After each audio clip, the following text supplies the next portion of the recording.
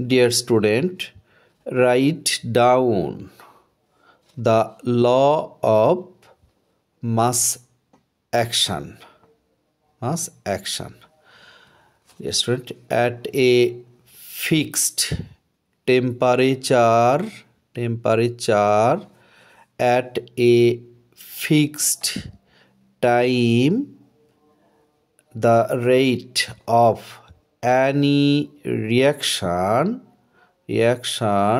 is proportional to the active mass.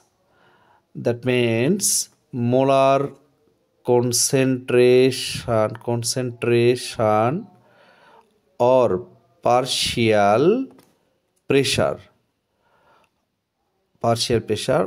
of its reactant at